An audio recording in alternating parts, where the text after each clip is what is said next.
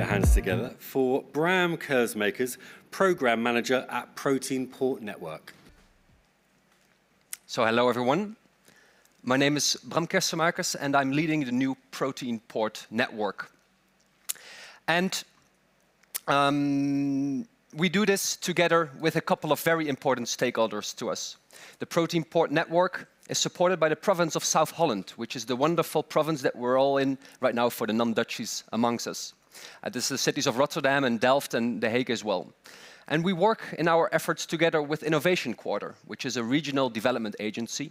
And Protein Port is located at Planet Bio, which is the open innovation campus for industrial biotechnology in the Netherlands, with over 150 years of experience in fermentation. And today I will talk to you about our ambitions as Protein Port, our way of working, and I would like to extend an invitation to all of you to join us on our journey. Because we are working together with the sector to accelerate the protein transition. And the need for the protein port is closely related to the need for a protein transition. Because what we can see globally is that a growing world population has as a result that we need to find novel ways to produce and provide high quality, nutritious and sustainable proteins to this population. Add to that the fact that we will need to find new ways of producing proteins to mitigate environmental pollution and climate change, and we've got two very strong drivers for a protein transition. In addition to this, we can feel an increasing pressure from governments and consumers to enforce the transition, but although these might be very challenging times, it actually offers a lot of new business opportunities for both farmers and industries. And this means that novel types of proteins, such as aquatic, but also cultivated proteins and fermented, are here to stay. And they are an important part of our economy of the future. And what this means for you as businesses and governments is that we need to stay ahead of the curve. Because in these uncertain times of transition, we need a consistent and dedicated support, and we need to continue innovating. And as we have heard a couple of times already today, it's crucial that we do this in a collaborative manner. Because the development of these new markets and these new value chains demands a holistic approach. And this is exactly what is recognized by the province of Zuid-Holland. It's a province with a world-leading knowledge economy and a great innovative mindset.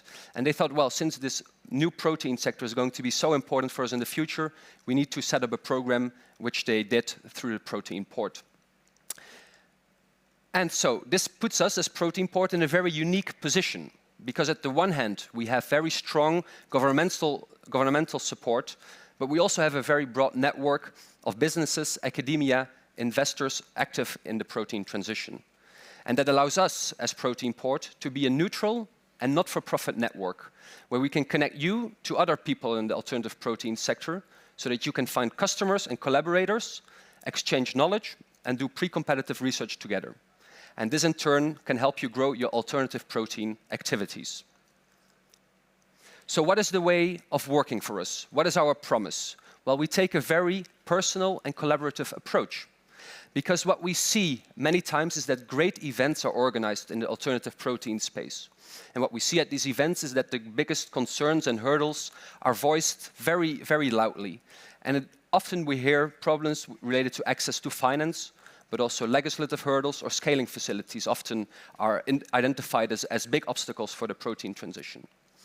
But unfortunately, what we see is that these events are there, the concerns are voiced, people are nodding, and then everyone goes home and start working on the solutions within their own respective organizations.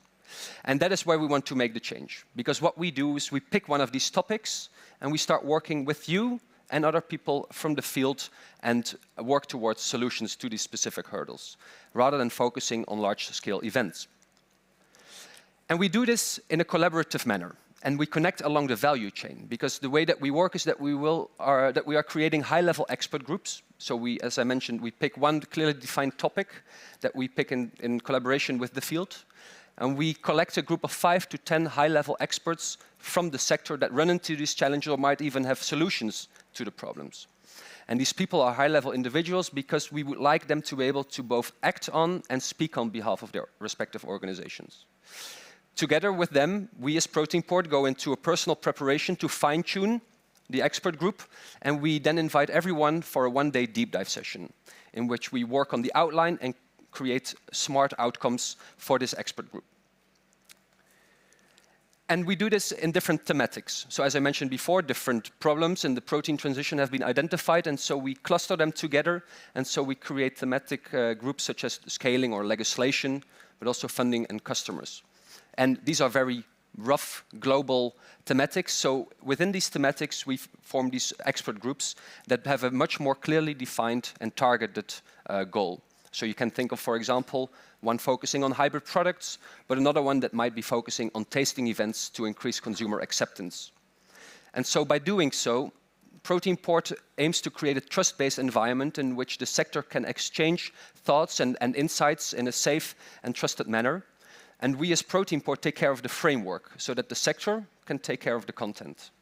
And the only thing that we ask from you is your time. It's your in-kind contribution. And all the lessons learned that we take from a year of expert groups, we then bring back to the sector through a yearly event. As a couple of examples of the expert groups that we're currently formulating, and as a very warm invite to all of you to also partake in some of these expert groups, so you can come to us later if you want to discuss further. One of them would be hybrid products. And so what we see nowadays in the production of alternative proteins is that it's not often it's not just one type of protein, but we might have a plant-based bulk, add to that a fermented flavor agent, and cell-cultivated fats. And together they form a hybrid product. It means that we will have different actors along the value chain that are needed to come to a healthy and nutritious product. And so at this expert table, we group together ingredient producers, but also those that are trading in the ingredients. Match them with the technology providers and the brand owners that formulate the final brand that will be there for the consumers. And together we work towards R&D collaborations, field labs, but also the tasting events for the consumers.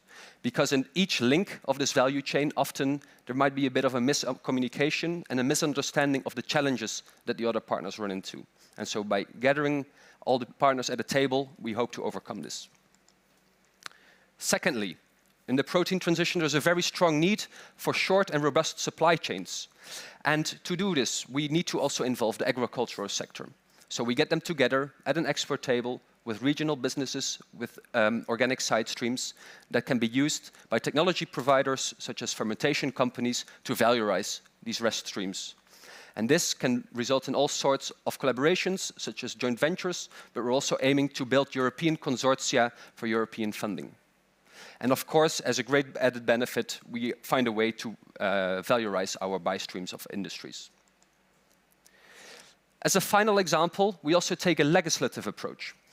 When it comes to new types of proteins, we often see that companies run into challenges related to the approval of their products on the European market. And therefore, we gather together at the table novel food companies that run into these challenges with market introduction, and we match them with legislators and food scientists.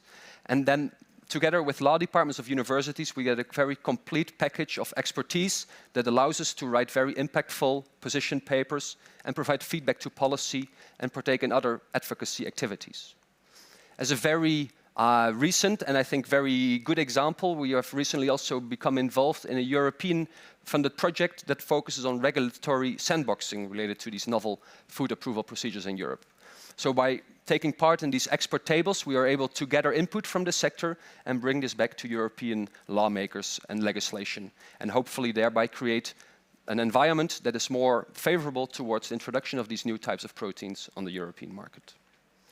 So these are a couple of examples of expert groups that we're currently formulating, and there are many more on the way. And so I really want to extend the invitation to all of you to come to me, and we will be here in the booth as well, to discuss with me on how you and your company have a wonderful added value to these expert groups, but also to come with input for new expert groups that you would like to form in the future.